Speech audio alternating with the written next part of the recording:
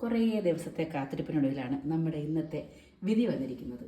നമുക്ക് പുതിയൊരു മുഖ്യമന്ത്രി, എന്തായാലും പുതിയൊരു ലോകത്തിലേക്ക് വഴി തുറന്നു നമുക്ക് ചിന്തിക്കാം.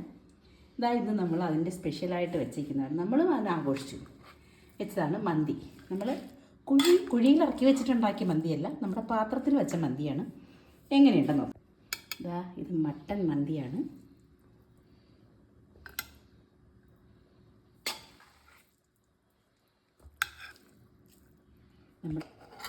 ഇത് മട്ടൻ മന്തിയാണ്. നമ്മൾ എന്തായാലും നമ്മുടെ ആഘോഷത്തിൻ്റെ ഭാഗം നിറവാക്കാൻ വേണ്ടിയിട്ടാണ് മട്ടനാക്കിയത്.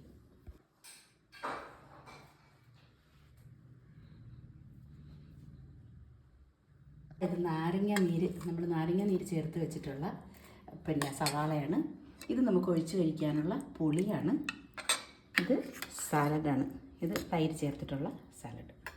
അപ്പോൾ ഇതാണ് നമ്മുടെ ഇന്നത്തെ ഉച്ചയൂണ്.